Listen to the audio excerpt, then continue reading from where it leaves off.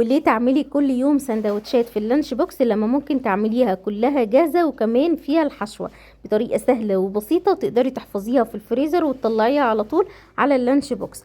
اول حاجة معايا كوباية من الحليب او اللبن الرايب، هنزل بمعلقتين من السكر ومعلقة من الخميرة، هدوبهم مع بعض كويس جدا، وهنزل بربع كوباية من الزيت، وهحط بقى بعد ما اقلب كله معلقة كبيرة من الخل الابيض، 4 كوبايات من الدقيق، هنزل بكوباية ب3.5، والنص هسيبه على جنب دلوقتي، رشة ملح ومعلقة صغيرة من البيكنج باودر.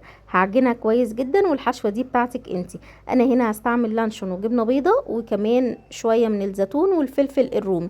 اللانشون والجبنة البيضة عاملاهم معاكم على الصفحة، تقدري ترجعي للفيديوهات وتتفرجي عليهم، طريقة سهلة وبسيطة وكل حاجة مضمونة ومعمولة في البيت. بعد ما العجينة بتاعتي خمرت بالشكل ده، هقسمها بقى لكرات كبيرة او صغيرة ترجع لك انتي، وبعد كده هشكلها بالطريقه ديت واحشيها والفها بقى بالشكل دوت كده.